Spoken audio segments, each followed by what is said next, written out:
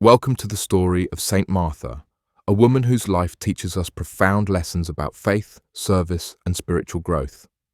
Her story, captured in the Gospels, resonates with anyone who has ever felt overwhelmed by responsibilities while trying to maintain their spiritual focus. Martha lived in the village of Bethany with her siblings Mary and Lazarus. Their home became a place of refuge for Jesus himself, and it was here that one of the most famous encounters between Martha and Jesus took place. While hosting Jesus, Martha became distracted by all the preparations that needed to be done. Seeing her sister Mary sitting at Jesus' feet listening to his teaching, Martha approached Jesus with her frustration. Jesus' response was gentle but profound. "Martha, Martha, you are worried and upset about many things, but few things are needed, or indeed only one." But Martha's story doesn't end with this gentle correction. Later, when her brother Lazarus fell ill and died, we see a different side of Martha, one of deep faith and theological understanding. When Jesus arrived 4 days after Lazarus' death, it was Martha who ran to meet him. In her grief, she made one of the most powerful declarations of faith recorded in the Gospels.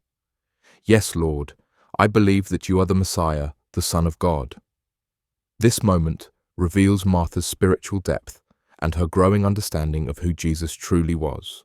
The final glimpse we get of Martha in Scripture shows her serving at a dinner held in Jesus' honor after Lazarus was raised from the dead.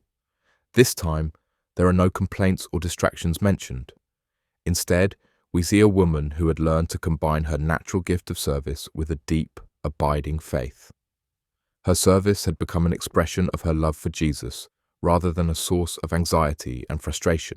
Martha's journey teaches us that spiritual growth often happens in stages. From her initial struggle with balancing service and spirituality to her profound declaration of faith during crisis, and finally to her peaceful service, Martha shows us that God meets us where we are and gently leads us to where we need to be. For those who find themselves caught between the demands of service and the desire for spiritual connection, Martha's story offers hope and guidance. She reminds us that it's possible to be both a person of action and a person of deep faith. Her life demonstrates that our practical service can be transformed from a source of worry into an expression of love when grounded in faith.